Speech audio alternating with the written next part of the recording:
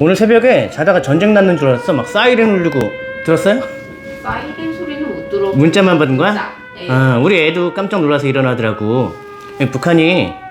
로켓인가 인공위성 발사했다가 실패했다고 기사가 났더라고요. 우리 누리호는 성공했는데. 그쵸. 근데 뭐 위성 한 개 잃어버렸다며. 한 개인가 두 개. 조그만 거. 안 내렸대요. 뭘 안 내려? 도요셋이 하나가 못 내렸다. 못 내렸구나. 네. 왜 못 내렸을까? 제때 내리지 못하고. 2주 전인가? 스페이스X에서 엄청나게 큰 로켓 쏜 거 알죠? 네. 이름이 뭐였더라? 스타쉽. 걔는 터졌어. 빵. 진짜 웃긴 게 터졌는데 스페이스X 직원들이 신난다고 막 환호해.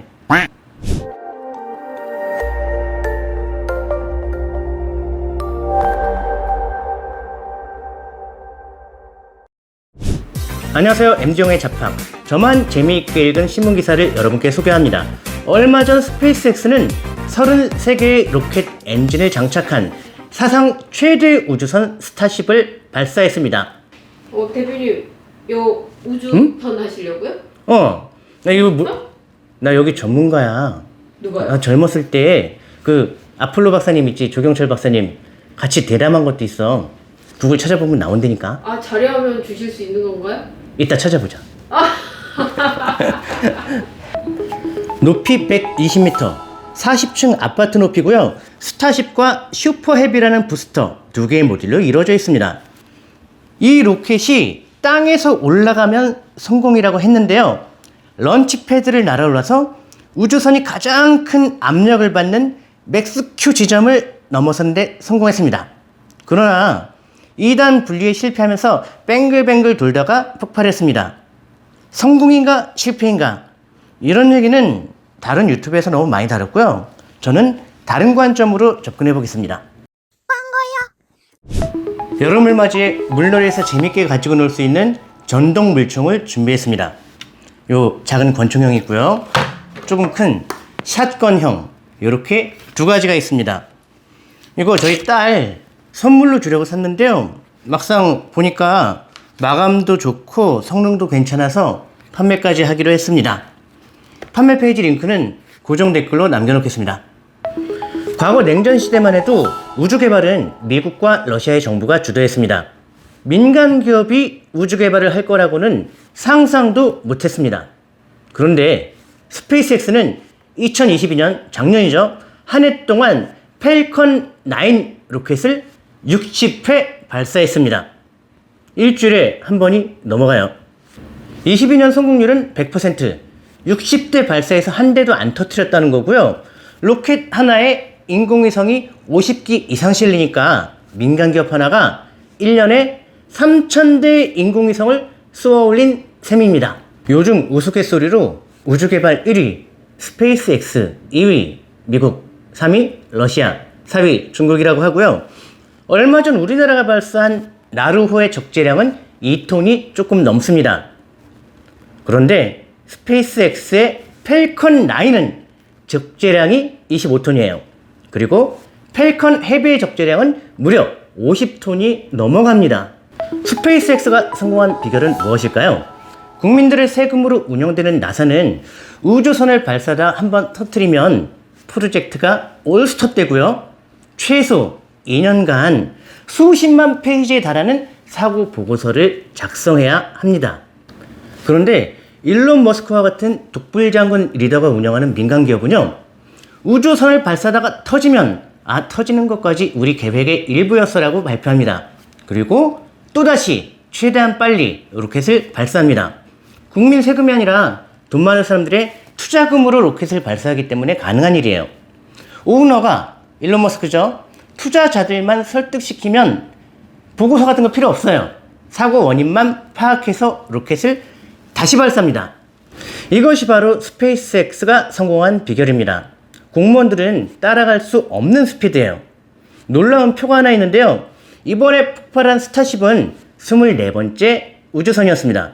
현재 34번째 스타쉽까지 줄줄이 조립되고 있고요. 이 정도 물량으로 밀어붙이면 결국 성공하겠죠. 스타쉽은 100명의 승객을 화성에 착륙시키고 지구로 돌아올 수 있도록 설계되었는데요. 스타쉽은 우주선의 위쪽 부분이죠. 혼자서도 지구 밖으로 날아갈 수 있지만 아래쪽 부분, 발사 부스터인 슈퍼 헤비를 이용하면 150톤을 싣고 우주로 올라갔다가 50톤을 싣고 지구로 귀환할 수 있습니다. 이것이 가장 중요한 포인트예요. 스타쉽으로 인류를 화성으로 보낼 수는 있지만 그 도착한 사람들이 화성에서 생존하고 정착하는 것은 불가능합니다. 대부분의 투자자들은 스타쉽을 다른 용도로 기대하고 있습니다. 그 스페이스X는 현재 나사와 함께 스타쉽을 달에 착륙시키는 시스템을 개발하고 있습니다. 여기에 바로 경제적 가치가 있습니다. 달에는 150만 톤 이상의 헬륨3와 어마어마하게 많은 히토류가 매장되어 있습니다. 헬륨3는 미래의 에너지라고 불리는 핵융합 발전의 연료입니다. 헬륨3와 바닷물에서 수집할 수 있는 중수소를 융합시키면 방사능 폐기물이 발생하지 않는 어마어마한 에너지를 얻을 수 있습니다. 40년 전 아폴로 11호가 달에서 이륙할 때 적재 중량은 900kg이었습니다. 그런데 우주비행사 2명이죠. 우주복 입고 있죠. 카메라 장비도 있지, 생존 장비도 있지. 그게 800kg이야. 실제로 추가로 실을 수 있던 짐은 월석이죠. 22kg 정도였다고 합니다. 달에 착륙해서 기념품으로 월석 몇 개 가지고 온 거예요. 그거를 잘게 쪼개서 친한 나라 정상들에게 선물했다고 합니다. 그런데 스타쉽의 적재 중량은 무려 50톤입니다. 스타쉽 1회 발사 비용이 1억 달러 정도 되고요. 50톤의 헬륨3를 실어온다면 현재 가치로 2,500억 달러의 수익을 볼 수 있다고 합니다. 스페이스X와 같은 비즈니스는 과거에도 있었습니다. 여러분, 잉카 제국을 정복한 피사로 알죠? 피사로는 많은 분들이 잘못 알고 있는데요. 스페인 군대가 아닙니다.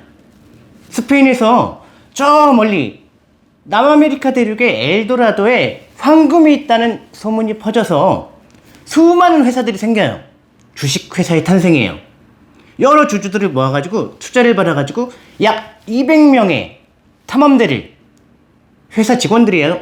엄밀히 보면 군인이 아니라 2년 동안 탐사를 보낸 거예요. 수많은 탐사대가 있었는데 대부분 실패했고요. 우연히 피사로는 잉카 제국에서 1톤의 금을 가지고 스페인으로 돌아옵니다. 그 투자는 성공했다고 합니다. 400년 전 황금을 찾겠다고 수백 명의 선단을 꾸려서 2년 동안 탐험대를 보내는 투자는 지금 스페이스X가 스타쉽 발사하는 거 있죠? 그거보다 더 큰 비용이 들었다고 합니다. 스타쉽을 이용한 달 자원 개발은 엄청난 이익이 남는 비즈니스예요. 스페이스X 주식을 사고 싶은데 안타깝게도 상장을 안 했습니다.